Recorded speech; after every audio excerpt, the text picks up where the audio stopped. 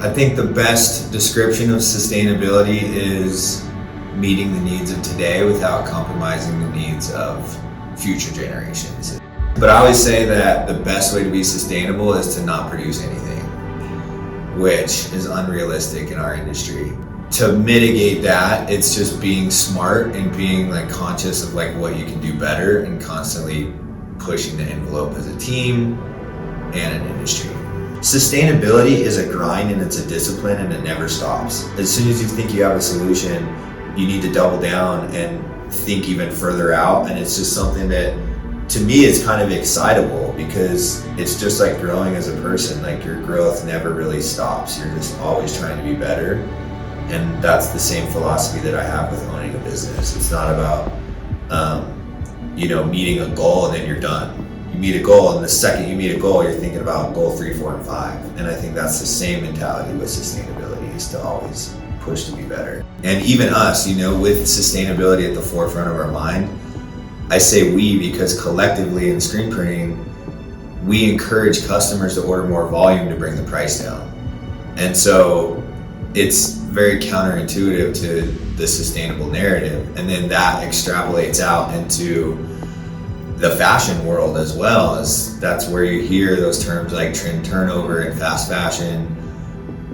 These companies are creating these like micro drops, micro releases. Back when we first started, it was like, 4 drops per year.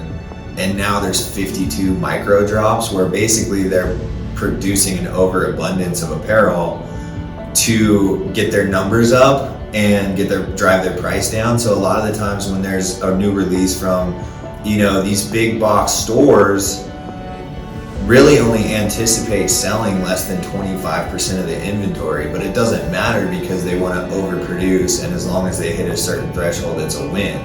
The problem is that it's so wasteful, and all of these, all of that product is then going back to Goodwill, and then only 10% is going back to consumers. So a lot of it is just going back to landfill and ocean bound. It's really tough. It's a catch-22 because yes, we want to get volumes up, but we also want to educate our customer in being as strategic as possible in the sales platform so that they can be successful with actually selling it and not just sitting on product.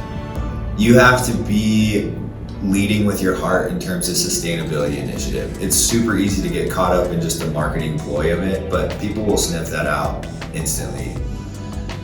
For us, I hit a point where I decided that the best way for me to make impact personally and as a business is to stay within my lane. Like, you get so motivated to like change the world, especially when you're younger too. It's like the mentality is like, I want to do as much as possible to like make the world a better place. But I kind of took a step back and said, I don't really know much about anything other than my industry. And so if I can put all of my time, resources, and energy into making this business the best it can be, we'll have the biggest impact.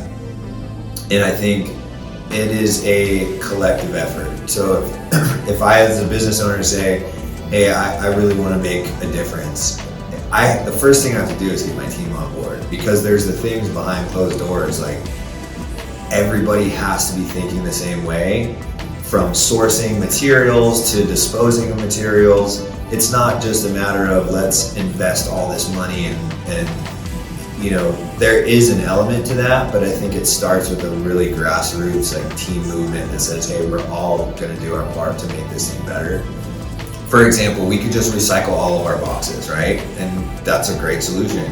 Or we could be part of a circular economy and do research with other businesses in Denver, like the Denver Zoo, that use cardboard for padding and insulation for animal cages and outdoor activation. So I think deploying 1 or 2 people that their sole focus is how to be better with sustainability will help you come up with maybe inexpensive ways to do better in the industry. And it's not about ink.